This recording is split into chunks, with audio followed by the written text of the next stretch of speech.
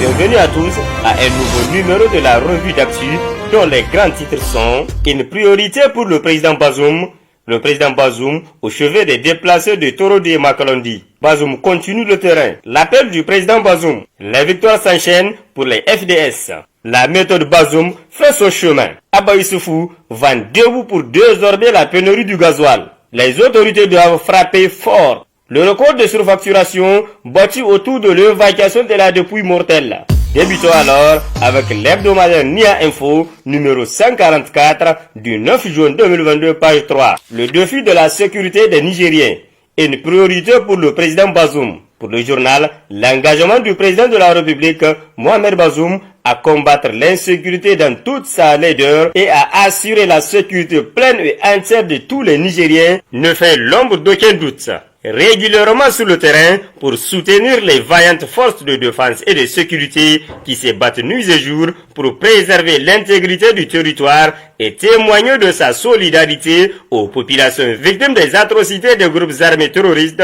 Le chef de l'État ne ménage aucun effort pour assurer la sécurité du Niger et de son peuple. De tous les soucis que nous avons, le souci de l'insécurité dans la région de Tillabéri est la chose qui m'empêche le plus de dormir et sur laquelle je réfléchis le plus. C'est un défi pour notre pays, c'est un défi numéro 1 pour moi, confessait le président de la République lors de sa visite en novembre dernier à Banibangou. À Difa aussi, quand le président est allé pour évaluer la situation sécuritaire dans cette partie du Niger, confronté à la menace de Boko Haram, et lancer l'opération de retour des déplacés internes dans leur village qu'ils ont abandonné du fait des atrocités des groupes armés. Mohamed Bazoum leur a donné la même assurance et celle de tout mettre en œuvre pour protéger les populations contre les menaces des groupes armés qui perturbent leur sécurité. Selon Nia Info, cette démarche du président de la République visant à concilier les impératifs du développement à la lutte contre le terrorisme est largement appréciée par les partenaires au développement. Elle a surtout impressionné le secrétaire général des Nations Unies, Antonio Guterres, lors de sa visite au Niger au mois de mai dernier. Vous êtes non seulement un État démocratique, un État de droit, mais on voit qu'il y a un gouvernement et des institutions qui ont une vision claire de ce qu'il faut faire pour répondre aux besoins sécuritaires du pays et lancer les bases d'un développement soutenable et inclusif, a indiqué le secrétaire général de l'ONU, apportant ainsi tout son soutien au chef de l'État dans son engagement à protéger son peuple et à lui assurer un meilleur devenir. Insécurité dans la région de Tillabéri. Le président Bazoum, au chevet des déplacés de Torodi et Makalondi, titre le bi-hebdomadaire La Roue de l'Histoire, numéro 1111 du 9 juin 2022, page 3. Le journal nous apprend que le président de la République, Mohamed Bazoum, a effectué le vendredi 3 juin 2022 dans le département de Torodi, région de Tillabéri, une visite de travail de 24 heures. Il s'est rendu à cet effet d'abord à Makalondi et ensuite dans la ville de Torodi où il a présidé un conseil restreint de sécurité après avoir tenu un meeting en présence de plusieurs déplacés internes. Situé dans la zone des 3 frontières et non loin de la frontière du Burkina Faso, Makalondi et Torodi sont 2 localités de la région de Tillabéri affectées ces derniers temps par une insécurité grandissante. Mohamed Bazoum a affirmé en outre qu'il ne souhaite pas que les déplacés s'internisent à Torodi ou à Makalondi. D'ores et déjà, a-t-il précisé,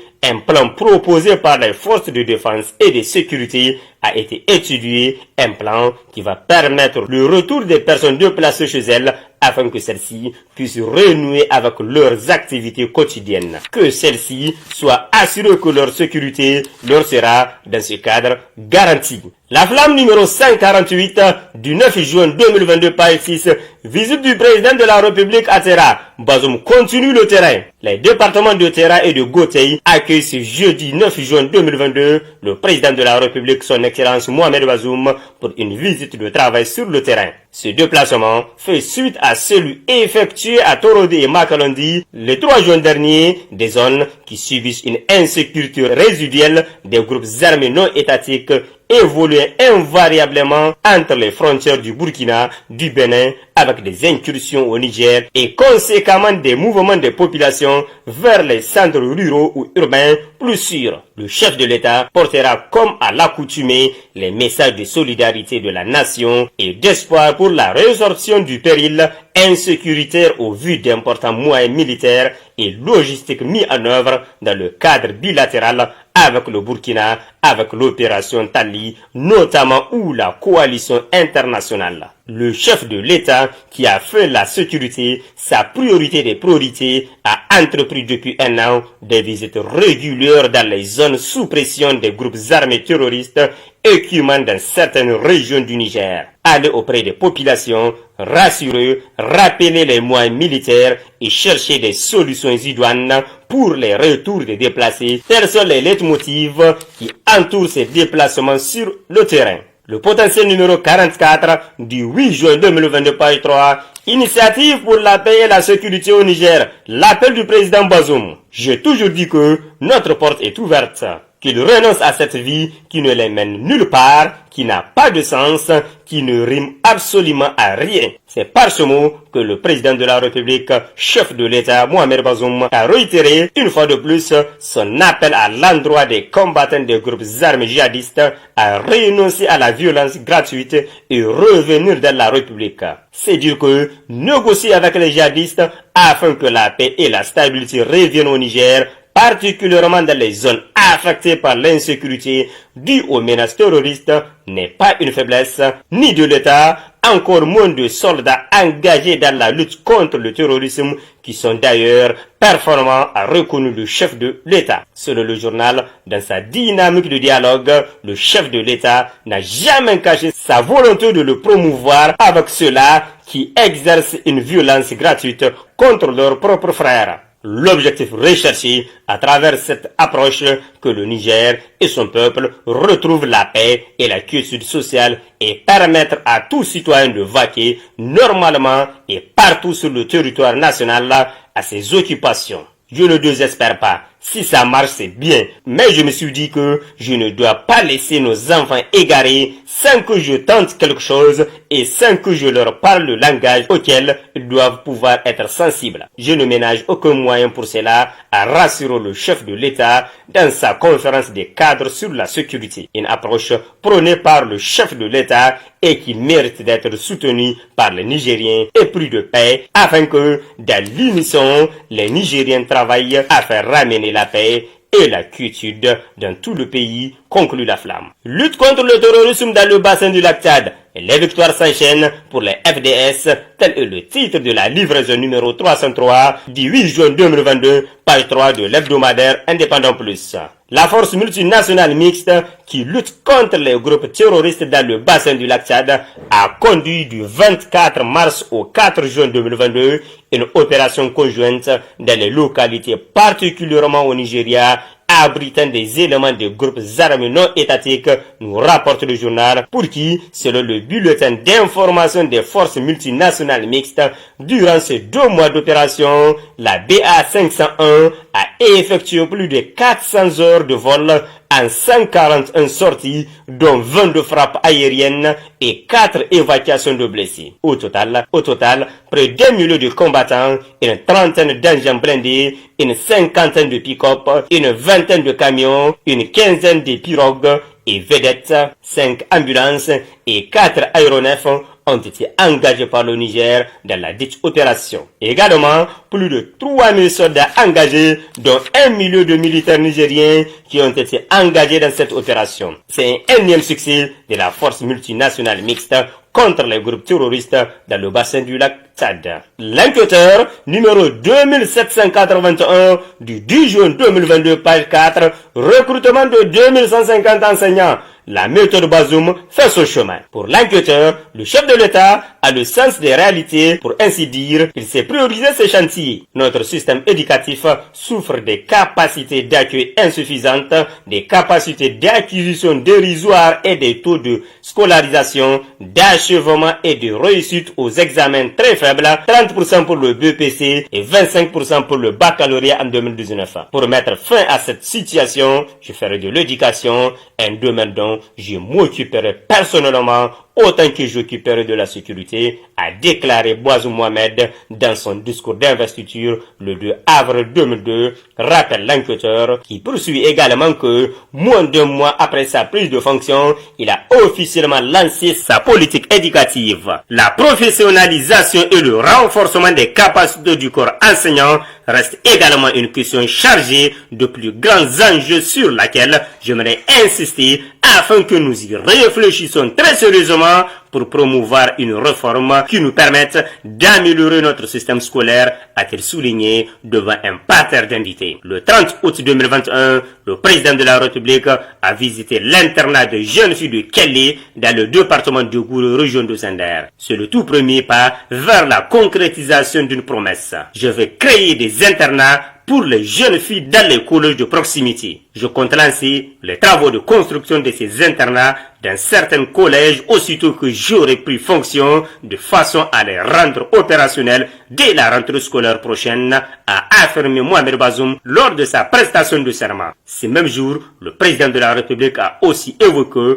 la professionnalisation du corps enseignant. Il est en effet impérieux et urgent de disposer d'enseignants professionnels maîtrisant les contenus à enseigner et les techniques d'enseignement et d'apprentissage, a-t-il dit. Ces jours-ci, les enseignants ne peuvent que porter Bazoum Mohamed dans leur cœur. Le gouvernement vient de lancer le recrutement sans concours de 2150 enseignants. Jamais les portes de la fonction publique n'ont été ouvertes pour accueillir une telle vague d'agents de même coup, déclare l'enquêteur. C'est tout simplement inédit. C'est incontestable, Bazoum Mohamed est véritable l'ami de l'école nigérienne et il vient de le prouver. L'éducation est réellement au fait des priorités du chef de l'État, conclut le quotidien L'Enquêteur. Niger Inter, numéro 66, du 7 juin 2022, page 3. Spéculation autour du prix de gasoil.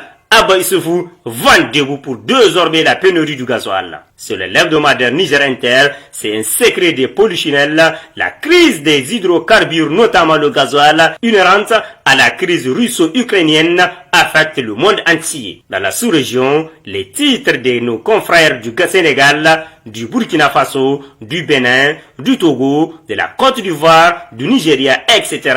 en disent long sur l'acuité de la pénurie dans ces pays. Face à la spéculation autour du prix du gasoil, les autorités nigériennes décident de suspendre l'exportation de ce produit ainsi que la fermeture des stations-service prises en flagrant délit d'exportation frauduleuse ou de spéculation sur les prix à la pompe, lesquels restent inchangés. D'autres mesures vigoureuses prises par le ministre du Pétrole sont en passe de résorber conséquemment la pénurie observée il y a quelques jours. C'est pour cette raison qu'en dépit de toutes les spéculations autour des hydrocarbures, le Niger a su conserver le luxe d'avoir le prix le plus bas à la pompe pour le pétrole comme pour l'essence dans la sous-région. Même si cela pourrait constituer un manque à gagner pour la SONIDEP et la SORAS, l'État a décidé de privilégier les besoins nationaux, à savoir les intérêts du consommateur, nous a confié le ministre du Pétrole Abba Issoufou,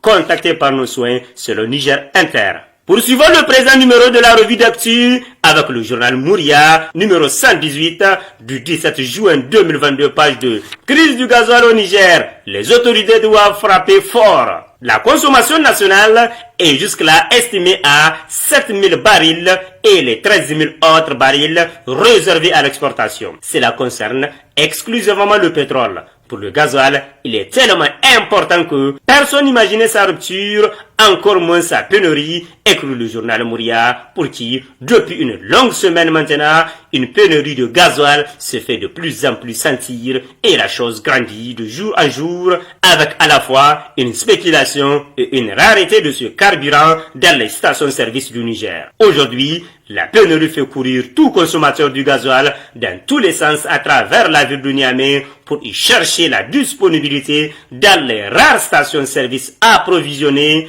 à tel point que les responsables de la société nigérienne de produits pétroliers ont publié une liste de disponibilité en indiquant les stations-service qui en disposent. En plus de l'exemplaire sanction déjà infligée aux 2 expatriés chinois, les autorités nigériennes doivent imposer avec une présence quasi sensible du pays dans toute la chaîne de gestion du raffinage pétrolier. Sinon, écrit Mouria, le contrôle de la gestion du brut et de ses dividendes pourrait bien échapper au pays avec la construction du pipeline qui drainera le pétrole vers les places financières. Scandale, le record des facturations battu autour de l'évacuation de la dépouille mortelle, c'est le titre de l'hebdomadaire Le Hérisson, numéro 316 du 8 juin 2022, page 8. Le journal qui écrit « Ouvrez bien vos yeux et nettoyez soigneusement vos oreilles.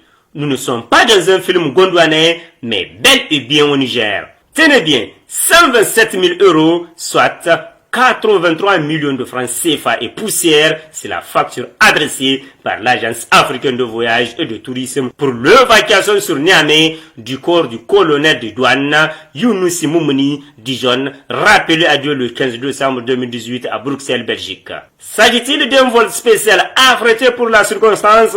Non. Le corps est effectivement rapatrié le 18 décembre sur un vol de la compagnie Royal Air Maroc pour le montant d'environ 3 millions, moins que cela à printemps. Mesurez bien la différence entre les 2 sommes. Il faut multiplier 3 millions par 27,66 pour avoir 83 millions. Et dire que, sans la vigilance de la justice, cette facture de 83 millions de francs CFA d'un chèque a été établi, allait être payé à l'Agence africaine de voyage, nous rapporte le journal.